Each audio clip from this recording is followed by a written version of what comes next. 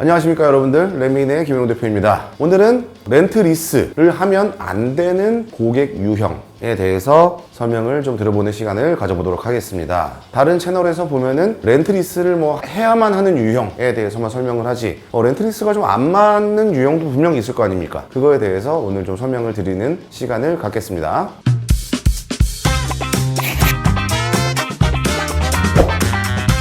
먼저 첫 번째, 차는 재산이다. 물론 재산이죠. 재산이니까 취등록세도 내고 그러는 건데, 과연 차를 재산으로 가져서 좋은 점이 뭐가 있을까요? 부동산을 빼놓고 얘기할 수는 없겠죠. 아파트, 상가 이런 것들은 물론 떨어질 때가 있겠지만 오를 거라고 기대를 하고 자산을 취득을 합니다. 두 번째로 보통 큰 금액을 차지한다고 하면 이게 자동차가 될 텐데요. 신차가로 했을 때 최소 1,000만 원, 많게는 수억을 호가합니다. 이런 자동차 가격이 올라갈까요? 감가방어가 잘 되는, 지금은 근데 아니에요. 얼마 전까지 차가 엄청 안 나올 때 포르쉐 911, 파나메라, 한때는 지바겐, G63도 사놓으면 가격이 올랐습니다. 그런 특이한 케이스를 빼고는 가격이 오를 거라는 기대를 가지고 차를 구매하지는 않습니다. 근데 왜 차를 재산으로 인식하고 내 명의로 취득을 할까요? 대한민국 정서에는 그놈의 내 명의, 이 차가 내 차냐?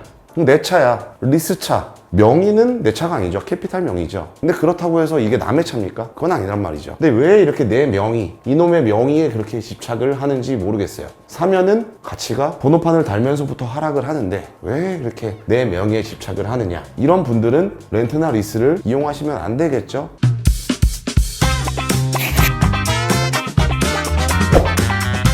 두 번째, 마트만 가요. 주행거리가 짧은 분들, 5천에서 1만 이런 분들은 굳이 렌트 리스를 하실 이유가 있을까 좀 생각을 해요. 왜냐면은 렌트랑 리스는 원래 그 목적 자체가 타다가 반납을 하는데 좀 맞춰져 있다고 저는 생각을 하는데, 연간 5천에서 1만 킬로면은 사실 저는 할부나 현금으로 추천을 드립니다. 이거 타면 너무 아깝잖아요. 5천 킬로씩 5년 타면은 2만 5천이고 저는 냉정하게 할부나 현금으로 추천을 드립니다. 비용 처리 받고 이러신다고 하더라도 할부나 현금으로 좀 추천을 드리겠습니다. 세 번째, 국가유공자나 장애인 또는 다자녀 혜택을 받으실 수 있는 분들, 렌트나 리스를 하게 되면 명의가 아까도 앞에 말씀드리다시피 캐피탈 또는 렌트사기 때문에 이런 혜택들을 받을 수가 없습니다. 그거 받는 것보다 나는 렌트나 리스를 이용하면서 편하게 그런 것들을 이용하고 싶다 하시는 분들 제외하고는 대부분 국가유공자나 장애인, 다자녀의 경우는 할부나 현금이 유리하다. A, B, C 까지는 제 의견에 반박의 여지가 없을 거라 생각해요. 있는 그대로 사실을 설명을 드린 거고, 네 번째, 다섯 번째는 제가 다년간 상담을 하면서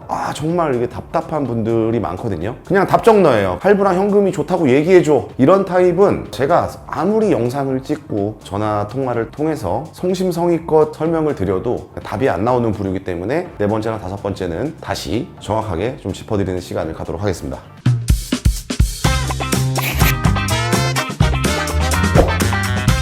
제가 다시 쓰다가 좀 현타가 좀 와요. PTSD가 와가지고 이해력이 딸리는 사람으로 좀 정정하겠습니다. 그렇게 설명을 드리고 영상으로 찍었음에도 불구하고 또 똑같이 그렇게 말씀하시는 분들이 있어요. 100% 돈을 내면은 내 차가 맞죠? 예를 들어 60개월 할부를 진행을 해요. 그럼 여기에 플러스 이자 이거를 다 냅니다. 60개월 동안 내. 그러면 당연히 할부에서 벗어나는 거고, 그 전에도 이미 내 명의로 계약을 한 차니까 내 차가 맞는 건데, 리스나 렌트의 경우에는 잔존가치에 대해서는 많이 설명을 했기 때문에 더 이상 설명을 드리진 않을게요. 잔존가치라는 거를 빼놓고서 나머지 50%에 대해서 60개월 동안 쪼개서 냅니다.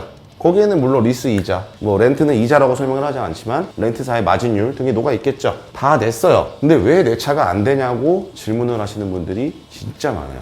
이거 빼놓고, 이거 50% 빼놓고 이거를 낸 거잖아요. 이거 앞에 50%, 나머지 50%를 내면은 가져가시면 되는 거고, 그냥 나는 이 차 그만 타고 싶으니까 나 안 낼게 그러면 반납을 하면 되는 거거든요. 근데 왜 50%만 내놓고서 내 차가 안 되느냐 이런 질문을 왜 하시는 건지 진짜 저는 이해를 할 수가 없어요. 이제는 설명을 안 들었을 때는 당연히 모를 수 있죠. 근데 다 설명을 드려도 이해를 못 하십니다. 그럼 결국 무슨 말이 나오느냐? 그럼 더 비싸네? 이런 말이 나와요. 그럼 왜 비쌀까요? 금리. 당연히 렌트 리스가 할부에 비해서 한 1에서 1.5% 더 비쌉니다. 표면적으로 1.5%의 금리가 높기 때문에 총 인수 비용을 계산하면은 비싸게 나오는 게 맞겠죠. 정말 과연 그렇게 비쌀까요?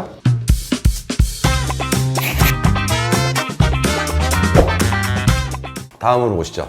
차를 판다는 인식이 없는 사람. 저희가 이제 뭐 감가 얘기나 이런 걸 하면서 차를 살 때 왜 팔 생각부터 하느냐, 제가 누누이 말씀드리지만 차를 팔 생각부터 하는 게 아니고 정상적인 사고를 가진 사람이면은 차를 팔 생각도 한다는 거죠. 팔 생각만 하는 게 아니고 팔 생각도 당연히 해야 된다는 겁니다. 이 차를 가지고 있다가 관짝에다가 넣어달라고 하실 거예요? 그런 거 아니잖아요. 언젠가는 팔아야 된다는 거예요. 물론 뭐 10년 이상, 뭐 15년 폐차될 때까지 타시는 분들은 논외로 칠게요. 그런 거 말고 한 5년, 6년, 7년 요 정도 안에 차를 판매하시는 분들은 당연히 차를 샀으면은 판매를 염두를 해둬야 된다는 거죠.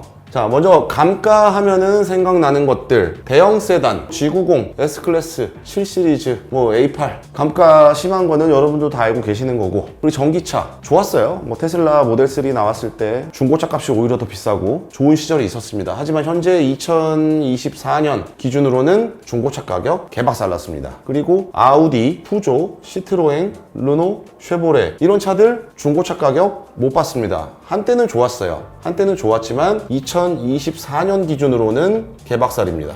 이런 상황이라는 거예요. 물론 나머지 애들은 원래 중고차 값이 안 받아줬습니다. 이거 팩트예요. 가지고 또 X단들 와가지고 또 뭐라 하시면 안 돼요. 이거 팩트니까. 그러면 여기 할부로 산 사람이 있고, 예를 들어 아우디라고 해볼까요? 불과 재작년 그리고 작년 상반기 때까지만 해도 634 이래가지고 중고차 가격이 나쁘지 않았어요. 뭐 할부로 사신 고객들을 보겠습니다. 예를 들어 첫 번째 케이스예요. 할부 다 냈어요. 돈을. 아니면 내고 있는데 지금 중고차 가격을 보니까 원래는 한 2쯤 와 있었던 게 여기까지 간 거예요. 여기까지. 주행거리랑 뭐 연식에 따라 좀 다르겠지만 평균적으로 봤을 때 여기 30% 선까지 와 있는 거예요. 30% 선까지. 아까 제가 잔존 가치는 이해를 했어요. 아, 그래서 내게 안 되는구나. 근데 인수가를 다 따져보니까 렌트리스가 더 비싸잖아. 왜냐? 렌트리스 이자가 1.5% 정도 더 비싸다고 제가 아까 말씀드렸잖아요. 근데 이렇게 되면은 어떻게 되느냐? 1.5% 더 싼 것 때문에 여기서 이제 20%가 날아가 버리는 거예요. 중고차 가격이. 살 때는 그 수치가 맞죠. 1.5% 정도 더 비싼 게 맞죠. 금리가 1.5%가 더 비싸니까. 근데 처분을 할 때를 생각을 해보세요. 여기 1.5% 그거 싸게 살려다가 여기 지금 간극이 20%야. 리스나 렌트 하시는 분들은 4년 뒤에 5년 뒤에 리스사에서 50%를 약속을 해줬으니까 이만큼만 내고서 빠졌는데, 할부로 현금으로 하신 분들은 중고차 값이 너무 폭락을 해버리니까 이걸 어떻게 뭐 팔 수도 없고 더 들고 있을 수도 없고 그런 상황이 와버린다는 거예요. 그래서 팔 때까지도 생각을 해야 되는데 2년 전에 아우디가 이렇게 될 줄 누가 알았어? 5년 전에 전기차 사셨던 분들 이렇게 될 줄 어떻게 아셨어요? 저도 몰랐고 아무도 몰랐어요. 아무도 몰랐으니까 아무리 어떤 이런 상황이 와도 우리는 이 차를 너가 50%의 반납을 하면은 나는 반납을 받아줄게 라고 얘네는 리스크를 짊어지고 있는 거고, 그거에 따른 이자가 조금 더 비쌀 수도 있다.